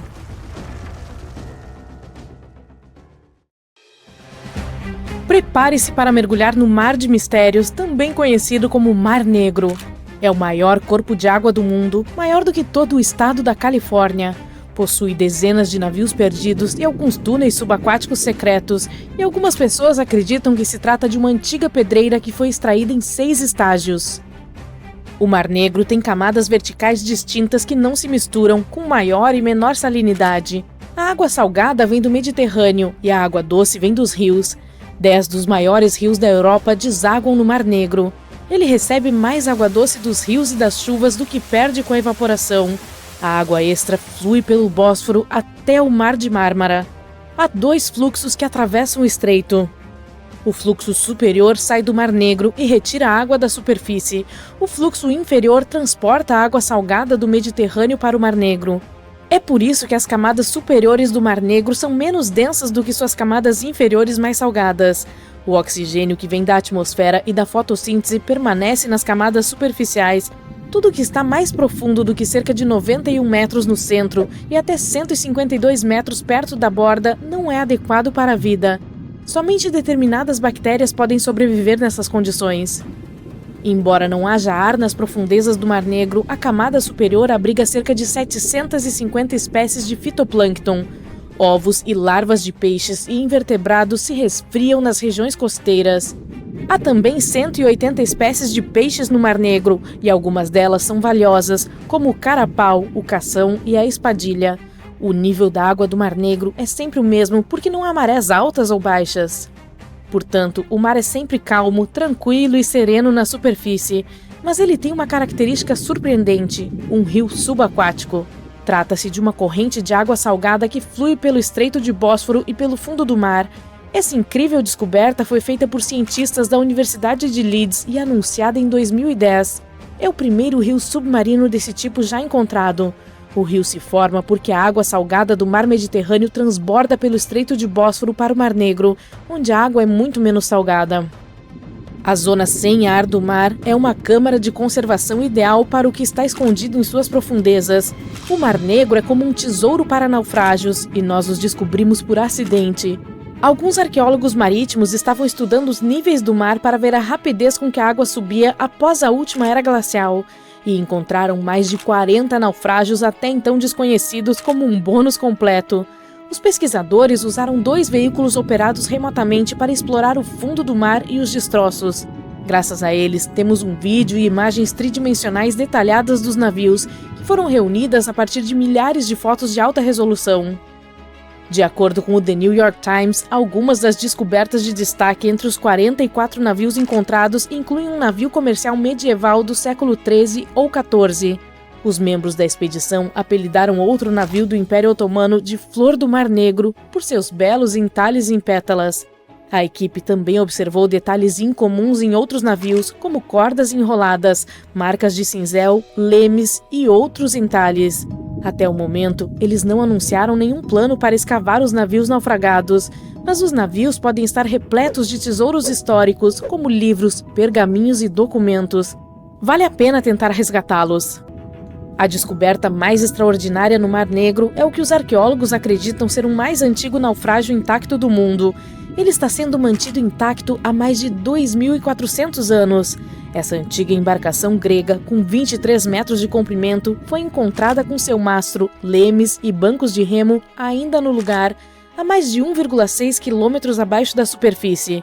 Os pesquisadores acreditam que o navio era uma embarcação comercial como as retratadas na cerâmica grega antiga, como o Vaso da Sereia, no Museu Britânico. Este vaso, datado do mesmo período, mostra uma embarcação levando Odisseu para além das sereias. A equipe retirou um pequeno pedaço para a datação por carbono e os resultados confirmaram que se trata do mais antigo naufrágio intacto conhecido pela humanidade. O fato de ser tão elaborado e bem preservado merece uma salva de palmas para os construtores de navios do mundo antigo. Sem micróbios, vermes ou outras criaturas para corroer os destroços, não é de admirar que os navios estejam em condições quase perfeitas. Se o Titanic tivesse afundado nessas águas, nós o encontraríamos em um estado muito melhor agora, sem ser comido por micro-organismos subaquáticos desagradáveis. Há uma teoria interessante chamada hipótese do dilúvio do Mar Negro, que sugere que uma enorme inundação ocorreu há cerca de 7.500 anos. Dois geólogos, na década de 1990, sugeriram que no final da última era glacial, quando o clima da Terra estava esquentando, as camadas de gelo estavam derretendo e o nível do mar estava subindo, o Mar Negro era um lago de água doce muito menor. Ele era separado do Mar Mediterrâneo por uma represa natural no Estreito de Bósforo. Com o aumento do nível global do mar, o Mediterrâneo transbordou para a bacia do Mar Negro. Eles sugerem que o nível do mar subia 15 centímetros todos os dias, inundava os assentamentos costeiros e mudava o ambiente para sempre. Amostras do fundo do Mar Negro mostram uma mudança repentina de espécies de água doce para espécies marinhas por volta dessa época, o que significa que houve um rápido influxo de água salgada. Pesquisas subaquáticas também encontraram o que parecem ser antigas linhas costeiras e estruturas feitas pelo homem. Portanto, as pessoas viviam em áreas agora submersas pelo Mar Negro. Além disso, a época desse dilúvio coincide com os padrões conhecidos de migração humana para a Europa, Ásia e África. Eles também dizem que esse dilúvio poderia ser o terrível dilúvio da história da Arca de Noé. Os críticos da teoria do dilúvio dizem que as evidências não são tão simples quanto parecem. Alguns acham que a transição da água doce para a água salgada no Mar Negro foi mais gradual do que um dilúvio repentino. Eles também estão discutindo se as pessoas deixaram os assentamentos antes de eles ficarem submersos ou como resultado disso. Uma antiga crônica que existe há cerca de um século diz que há 2 túneis subterrâneos que começam no que hoje é a Romênia e a Bulgária e se estendem por todo o caminho sob o Mar Negro até a Turquia. Antigamente, os camponeses usavam esses túneis para transportar seus rebanhos de ovelhas para o Império Otomano e para os países da Península da Ásia Menor. Quem construiu esses túneis e por que eles correm sob o mar é um completo mistério. Em algum momento, as entradas para esses túneis foram fechadas para a segurança nacional e estavam sob forte vigilância. As forças de segurança sabiam tudo sobre esses enormes túneis e os mantinham fora de alcance. Na década de 1980, um grupo de pessoas que trabalhava no canal Danúbio-Mar Negro encontrou acidentalmente outra entrada para esses túneis misteriosos. Essa entrada ficava em um cemitério em uma cidade da Romênia. Os trabalhadores do canal o usavam regularmente para atravessar para a Bulgária. Outra coisa interessante sobre esses 2 túneis é que algumas pessoas acham que eles foram construídos há milhares de anos. Se você tentar cavar um túnel sob o mar, saberá como é complicado, mesmo agora, com toda a tecnologia que temos. Portanto, se os túneis são realmente tão antigos, quem os construiu era muito avançado para a época. Há uma lenda urbana que diz que o Mar Negro tem sua própria versão do Triângulo das Bermudas. Os pescadores descrevem um redemoinho selvagem que aparece do nada e arrasta bandos inteiros de pássaros, navios e até mesmo pequenas ilhas para o fundo do mar. E certa vez, as coisas ficaram ainda mais selvagens com um navio que desapareceu em condições estranhas em 1944. Foi durante o dia e uma névoa negra com brilhos verdes cintilantes de repente cercou o navio. Ninguém nunca mais a viu, e ninguém sabe ao certo se essa história é verdadeira, mas ela certamente acrescenta um toque assustador aos mistérios do Mar Negro. Há uma bela montanha na parte sul do Tibete chamada Kailash. Sua altura é de cerca de 6.700 metros. Isso não é tão alto e é muito menor do que o Monte Everest. Mas ao contrário do Everest, quase ninguém jamais escalou o Kailash por um motivo incomum.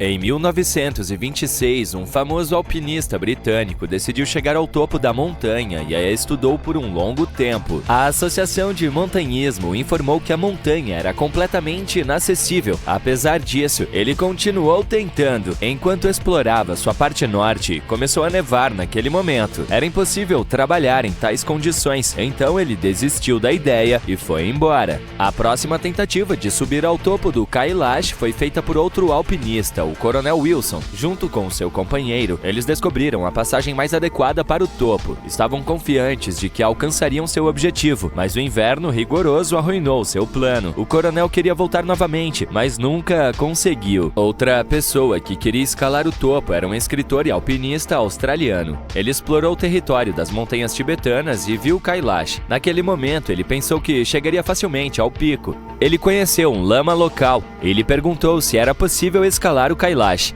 O lama respondeu que somente uma pessoa inocente, livre de qualquer pecado, pode chegar lá, e essa pessoa não precisaria nem mesmo escalar as paredes geladas, pois seria capaz de voar até lá como um pássaro. O escritor não entendeu realmente o que o lama quis dizer, mas por algum motivo abandonou sua ideia. Então, na década de 80, a Associação de Montanhismo voltou a considerar a questão do Monte Kailash. Eles decidiram permitir a conquista do pico a Reinhold Messner, um pesquisador italiano que foi um dos primeiros a fazer uma escalada solo do Everest. Quando ouviu a oferta para escalar o Kailash, ele se recusou a conduzir uma expedição. Ele disse: "Se conquistarmos essa montanha, conquistaremos algo na alma das pessoas." O alpinista sabia que essa montanha era um lugar sagrado para os tibetanos locais. Peregrinos de todo o mundo iam até seus pés. Reinhold Messner sabia disso e não queria fazer algo que pudesse ofender outras pessoas. Ninguém tem permissão para subir ao topo dessa montanha, mas você pode ir até seus pés para sentir a energia e apreciar a bela vista. Coloque uma foto das montanhas arco-íris e uma tela com uma paisagem pintada ao lado. Será difícil distinguir o desenho da realidade. Essas montanhas parecem pinturas. Essa é uma verdadeira arte da natureza. As montanhas do arco-íris, localizadas em um dos parques geológicos da China, brilham com quase todas as cores do arco-íris. As rochas parecem estar cobertas de vidro e refletem a luz do sol. Esse lugar adquiriu essas cores graças ao arenito e aos minerais. Essas substâncias foram prensadas por 25 milhões de anos e tornaram as Rainbow Mountains um dos lugares mais bonitos da Terra. Estamos nas Filipinas. Há mais de 1.000 colinas incomuns espalhadas por uma vasta área. Não, esta não é uma foto de chocolates. São as colinas de chocolate. Elas são pequenas. A altura da maior delas chega a cerca de 120 metros. Você pode subir rapidamente até o topo em poucos minutos. A peculiaridade dessas colinas é que centenas de milhares de pessoas polvilham diariamente esses picos com milhões de toneladas de pedaços de chocolate. E então, quando derrete, o incrível cheiro de cacau se espalha por todo o território. Ok, estou brincando. É claro que não se trata de gotas de chocolate. Todas as colinas são cobertas por grama verde. Durante a estação seca, ela seca e adquire uma tonalidade marrom chocolate. Essa paisagem é uma ótima foto para um pacote de doces. Talvez alguma empresa já tenha impresso em sua caixa. Imagine uma pequena montanha com cerca de 20 metros de altura e 100 metros de largura. Não é nem mesmo uma montanha, mas uma pequena colina. Nada cresce nela, nem grama, nem árvores, apenas areia escura. Mas a peculiaridade dessa montanha é que ela pode se mover. Todo ano ela percorre uma distância de cerca de 20 metros. Olhe para ela, lembre-se de sua posição e volte em 12 meses.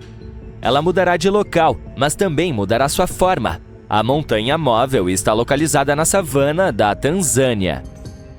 Essa enorme duna tem se movido em diferentes direções por 3 milhões de anos. Na verdade, ela não é composta de areia, mas de cinzas vulcânicas magnetizadas. Era uma vez um vulcão que entrou em erupção aqui. As cinzas depositadas formaram essas colinas. Se você pegar um punhado dessas cinzas e jogá-lo no ar, ele será atraído pela massa total da duna. Um vento forte faz com que elas se movam, mas as forças magnéticas mantêm a areia unida. Um dia, a montanha se dividiu em duas partes e seguiu em direções diferentes.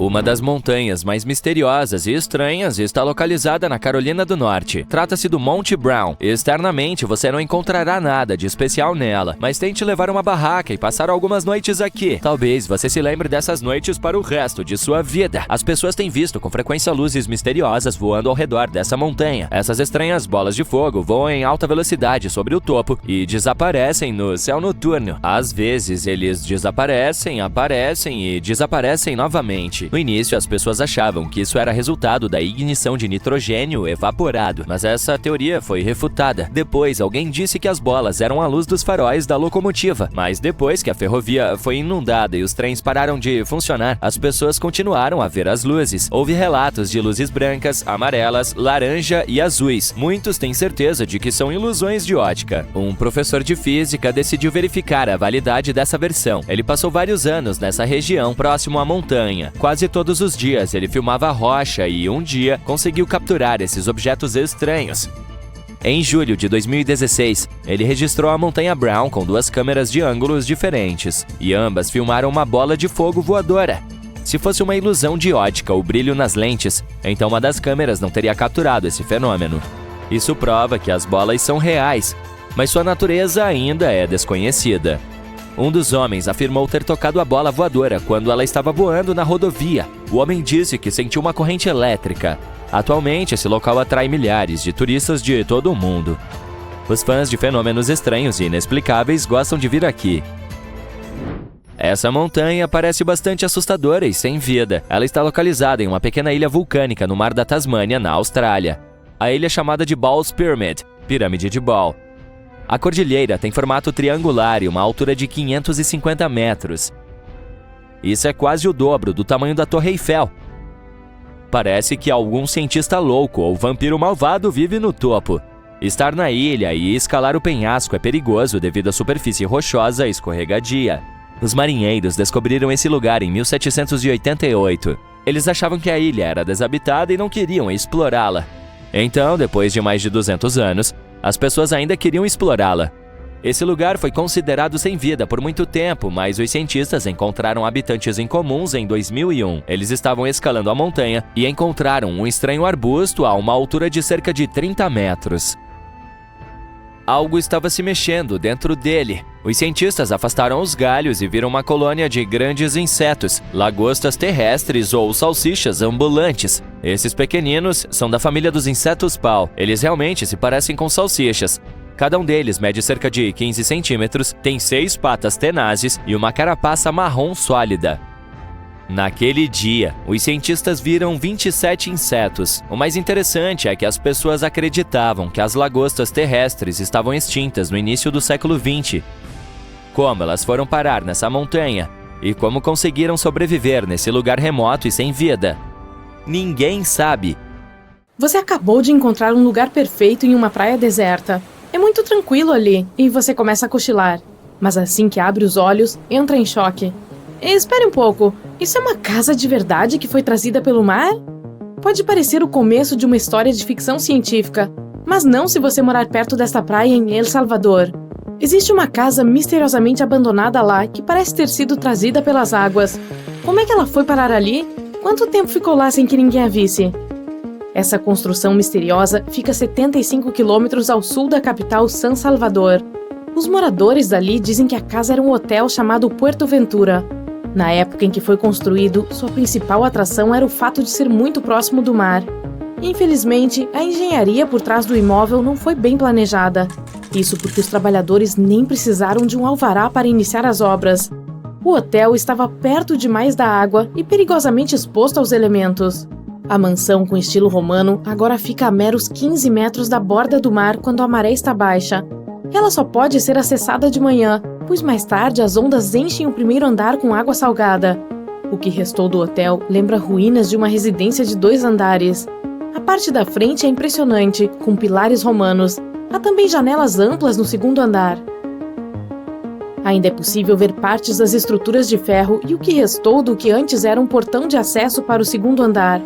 Há algumas arquibancadas no topo da construção. Elas eram usadas às vezes pelos turistas. Cada vez mais pessoas estão visitando a região, tirando fotos, apesar de não ser seguro ir até a parte de cima da casa. Há poucas informações sobre o imóvel. Por exemplo, há quanto tempo está ali? Mas alguns moradores dizem que já faz pelo menos 20 anos. O lugar permaneceu secreto durante anos, até que foi descoberto por um usuário do TikTok em 2021. Mas isso não responde à pergunta principal: como o hotel foi parar inteiro em outro lugar totalmente diferente? É aí que as coisas ficam um pouco confusas. Enquanto alguns moradores dizem que a construção foi abandonada décadas atrás, outros afirmam que ela ficou deserta depois que o furacão Mitch atingiu a região em 1998. A tormenta foi um dos fenômenos mais perigosos que já assolaram a América Central. Durante a tempestade, os ventos chegaram a 290 km por hora e o furacão durou cerca de 15 horas. Ele também foi a causa de uma enorme quantidade de chuva, que resultou em alagamentos e muitos deslizamentos perigosos. Por ter sido construído tão perto do litoral, o antigo hotel tinha poucas chances de resistir às condições climáticas tão extremas. Então, ele certamente se deslocou. Após ficar muito tempo debaixo do sol, você pode sonhar em ver algumas bolas de neve sendo trazidas pela água do mar. Sabe, para refrescar um pouco. Mas sabia que isso já aconteceu? Não estou brincando. Esse fenômeno ocorreu em 2016 e fez com que cerca de 18 quilômetros do litoral do Golfo de Ob, na parte ocidental da Sibéria, ficasse coberto por bolas de neve gigantes. Por causa da baixa temperatura, pequenos pedaços de gelo começaram a se formar dentro d'água. Depois, o vento e as ondas os enrolaram feito docinho de festa, formando bolas enormes. Algumas eram do tamanho de uma bola de tênis, mas outras tinham até 1 metro de largura. Uma moto Harley Davidson 2004, modelo Night Train, surgiu na margem de uma praia na Colômbia Britânica em 2012. Ela estava perfeitamente embalada dentro de um container de navio. Levou um tempo, mas o dono foi encontrado. Seu nome era Ikuo Yokoyama e ele havia perdido a moto após um tsunami atingir o Japão em 11 de março de 2011. Para chegar ao seu destino final, a Harley Davidson viajou mais de 6.500 quilômetros. Para celebrar o milagre de ter recuperado sua motoca, o dono a doou para o Museu Harley Davidson em Milwaukee. Desde então, ela está lá para quem quiser ver. Há um fenômeno estranho que faz parecer que alguém derramou detergente na praia. Mas isso é uma coisa comum em Queensland. A espuma do mar cobre a praia algumas vezes por ano. Isso geralmente ocorre após uma tempestade, quando as ondas movimentam matéria orgânica dissolvida por toda parte. É como uma máquina gigante de fazer sorvete. Depois da passagem do ciclone Debby em março de 2017, algumas praias precisaram até ser fechadas por causa das grandes quantidades de espuma branca. O vento até levou um pouco dessa espuma para cidades próximas, fazendo os moradores acreditarem que estava nevando. Você ficaria surpreso se visse um dado de metal enferrujado de 2 metros de altura e 2 de largura sendo trazido pelo mar? Pois as pessoas da cidade de Coeur d'Alene, em Idaho, nos Estados Unidos, ficaram. Era um tanque antigo de armazenamento. Alguém resolveu deixar as coisas mais divertidas e pintou algumas bolinhas brancas nele, fazendo-o parecer mesmo um dado. Em 1992, milhares de patos de borracha ficaram presos no mar após um grande navio cargueiro que os estava transportando ser atingido por uma onda. Como você pode imaginar, os bichinhos se espalharam pelo mundo inteiro e foram vistos no Havaí, no Alasca, América do Sul, Austrália, Europa e até no Ártico. Estima-se que ainda há algumas centenas de patinhos azarados navegando por aí. O interessante é que esse acontecimento foi muito útil para os cientistas. Com base em seus movimentos, pesquisadores conseguem monitorar as direções das correntes de água. Se você gosta de dinossauros, ficará feliz em saber que as águas do mar também podem trazer alguns fósseis. Em 2018, um maxilar gigante de dinossauro foi parar na praia de Lowestoft, em Somerset, na Inglaterra. Era de uma espécie chamada de Ichthyosaurus. Graças a essa descoberta, cientistas conseguiram aprender uma coisa impressionante. Antes, eles pensavam que o Ichthyosaurus podia alcançar um comprimento máximo de 21 metros. Mas depois de estudarem o maxilar, acabaram recalculando o tamanho da criatura e concluíram que ela podia chegar aos 26 metros. O megalodonte foi o maior predador da história do nosso planeta. Ele viveu em quase todas as partes da Terra, menos perto dos polos. E como sabemos disso? É que dentes dele continuam aparecendo nas praias de vez em quando. Um deles, com muito mais de 50 centímetros de comprimento, foi achado em um rio da Croácia. Como essa criatura entrou em extinção há cerca de 3 milhões de anos, seus dentes são uma relíquia para caçadores de fósseis. Um homem gigante feito de Lego trazido pelas águas do mar é algo que eu nunca imaginei pudesse acontecer. E parece que isso não aconteceu uma só vez. Foram 4 desses bonecos no total, cada um com quase 2,5 metros de altura. Um foi achado na Inglaterra e outro na Holanda, enquanto os outros 2 apareceram na Flórida e na Califórnia. Não foi simples coincidência, e após algumas pesquisas, descobriu-se que um artista holandês estava por trás disso. Os bonecos faziam parte de um projeto de Ego Leonard. Foi feito até um filme sobre isso, chamado No Real Than You Are. Essa frase foi escrita em cada um dos 4 homens de Lego lançados ao mar. Em 2012, um pacote com 50 cartas foi levado pelas águas do mar e jogado na praia de Nova Jersey, no distrito de Atlantic Highlands. Isso aconteceu pouco depois do furacão Sandy atingir a região. Um garoto de 14 anos encontrou as cartas e as entregou para a mãe. Ela ficou tão emocionada com elas que resolveu secá-las cuidadosamente e devolvê-las para o remetente. Eram correspondências entre 2 pessoas chamadas Dorothy e Lynn, e foram escritas entre 1942 e 1948. A última era de uma semana antes do casamento deles. Com a ajuda de um site de genealogia, a mulher conseguiu localizar Dorothy e devolveu as correspondências para a senhora de 88 anos, que estava vivendo em um asilo. Você está planejando passar as suas férias de verão na África. O destino final é o deserto do Saara. Ele fica localizado no norte da África, estendendo-se do Oceano Atlântico ao Mar Vermelho. Você está animado para andar de camelo e aprender sobre a rica cultura da região. Embarca em um voo muito longo e finalmente chega ao maior deserto quente do mundo. Acredita que são 9,2 milhões de quilômetros quadrados? Tudo pronto para sua primeira aventura depois de beber litros de água gelada. O guia lhe dá uma escolha. Você pode passar 2 semanas visitando diversos oásis, ou você pode ajudá-los a resolver um mistério local. No fundo do deserto, perto da cidade argelina, existe um mistério pedindo para ser resolvido. Uma coleção de enormes círculos na areia. São dezenas e estendem-se por quilômetros em linha reta.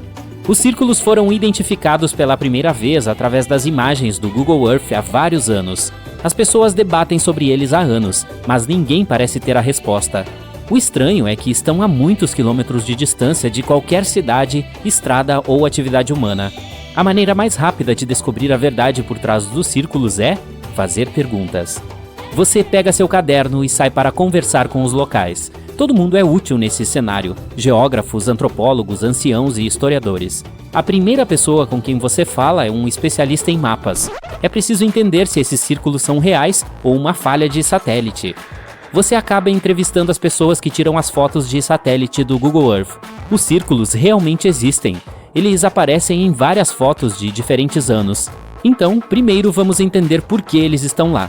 Depois de 2 dias de entrevistas, você tem a primeira pista. Os círculos podem ser o resultado da atividade petrolífera. Especialistas explicaram por que isso faria sentido. A Argélia é uma região rica em recursos naturais, então esse seria um palpite sensato. Normalmente, para descobrir se há algo que vale a pena extrair, as empresas realizariam pesquisas sísmicas. Os levantamentos sísmicos são uma maneira de analisar a superfície da Terra enviando ondas de choque para o solo. Dependendo de como essas ondas retornam, você saberá o que pode ser localizado lá. Um veículo especial pode ter marcado o solo dessa maneira. Então, nós desvendamos o mistério? Não é bem assim. Como você sabe, o deserto do Saara é uma das áreas mais secas do planeta. As altas temperaturas médias no verão são superiores a 40 graus Celsius. Para sobreviver lá, as pessoas precisam encontrar maneiras de acessar a água. Portanto, esses círculos podem ser uma espécie de ruína ou restos de poços de água antigos. Novamente, eu diria que é um palpite sensato. Pronto para verificar os fatos? Alguns antropólogos concordaram que esses círculos poderiam ser antigos fogaras. Fogara é o nome de um estilo de sistema de irrigação de 2.500 anos, geralmente encontrado no norte da África. Também é conhecido como Qanat, em outros lugares da mesma região. As pessoas cavavam um poço em um ponto elevado, profundo o suficiente para explorar a água subterrânea. Então cavavam eixos paralelos a distâncias regulares. Após isso, cavavam um canal subterrâneo que conectava a cidade ao poço. Apenas com a ajuda da gravidade, a água corria do poço para a cidade. Essa tecnologia tradicional forneceu água para a agricultura, a pecuária e os seres humanos. Digamos que esses poços tornaram possíveis oásis feitos pelo homem. Mesmo o nome do município mais próximo era uma indicação de que isso pode ser verdade. O nome Fogaret Essaouira é na verdade uma homenagem aos fogaras, esses poços antigos. Essa pista parece ser muito quente. Você decide viajar até lá para se certificar, então pega um ônibus local, senta e aproveita o passeio. A paisagem no norte da Argélia é cheia de cidades de aparência antiga. Você até vê ruínas de poços ao longo do caminho, nos arredores de cidades menores. Abrindo as imagens de satélite do Google, você pode ver as marcas de Qanats no chão, uma série de buracos correndo por vários quilômetros. Mas assim que você chega, descobre que estava errado. Dale Lightfoot, um dos principais especialistas mundiais em Qanats, disse que os círculos definitivamente não eram Qanats. Até as imagens de satélite confirmam essa diferença. Estávamos tão perto. Aparentemente, Qanats ou fogaras não corriam em linha reta. Eles não teriam a forma de círculos. Outra pista de que esse não era o caso era que não havia cidades no final. Os círculos estavam muito longe de qualquer atividade humana, e os Qanats foram explicitamente construídos para fornecer água aos assentamentos humanos. Bom, com certeza foi uma boa tentativa. Você quase desistiu de tentar resolver esse mistério quando decidiu fazer mais uma viagem. Foram dias de preparação, carros, comida, equipamentos, tudo para que o mistério dos círculos do Saara pudesse ser desvendado. No primeiro dia, você dirigiu por mais de 160 quilômetros até o deserto. Você sempre teve curiosidade para ver como era essa parte do mundo. Lá, não vê nada além de dunas amarelo-mostarda. O céu noturno é agradável. É possível ver toda a Via Láctea com seus próprios olhos. Você acampa e dorme sob as estrelas. No dia seguinte, a tensão aumenta. Não há recepção de celular. Ah, não. Mas, felizmente, você adicionou as coordenadas dos círculos ao seu Google Maps. E, surpresa, o modo offline funciona. Você segue as coordenadas, mas acaba indo para o lugar errado. O nervosismo aumenta e parece que tudo foi em vão. Mas você e a equipe entram no carro e dirigem mais alguns quilômetros além das coordenadas do seu telefone. Depois de uma viagem muito acidentada, vocês não acreditam no que olhos veem. Aí está, uma enorme cratera escavada na areia, cercada por 12 buracos menores. Do alto parece um relógio, sem os ponteiros, é claro. No chão, eles são muito fracos, tão fracos que você quase não os viu. Pesquisando a área, você percebe que todos os buracos tinham algo semelhante, fios de metal, fios finos que você pode puxar do chão. Eles estão enterrados profundamente, então você começa a cavar. Um objeto começa a aparecer. Parece uma velha dinamite. Isso certamente surpreende você. É melhor parar de cavar para evitar acidentes. Ao terminar a pesquisa, você se sente satisfeito, mas ainda curioso. O que toda essa dinamite poderia significar? E quem colocou isso lá? O que vem a seguir é o ponto de virada na sua aventura. Voltando para o carro, você vê algo brilhando no chão e se aproxima do item com curiosidade. É redondo e enferrujado e parece uma lata de sardinha? O que isso está fazendo aqui? É algo que poderia te dar mais pistas sobre o mistério dos círculos? Por precaução, você pega e coloca no carro. De volta à cidade, as peças do quebra-cabeça começam a revelar a história por trás dos círculos do Saara. Você traz as fotos e a lata de sardinha e mostra tudo para especialistas locais. Eles analisam o material e dão um veredito intrigante. Acontece que a primeira teoria foi a mais próxima da verdade. Então, o que aconteceu com o primeiro palpite? Por que precisávamos continuar cavando mais fundo? Bom, porque estava apenas meio certo. Os círculos do Saara não são uma pegada histórica de levantamento sísmico. Quando os círculos foram feitos, essa tecnologia nem existia, mas eles com certeza estão relacionados à exploração do petróleo. Os buracos cheios de dinamite eram um método antigo para buscar petróleo. Os círculos são as sobras de pesquisadores à procura de recursos no subsolo. E as latas de sardinha? Bom, elas foram deixadas lá pelos trabalhadores que realizavam as obras de explosão. Todos têm que comer, certo? De acordo com o modelo da lata, isso aconteceu mais ou menos por volta das décadas de 1950 e 1960.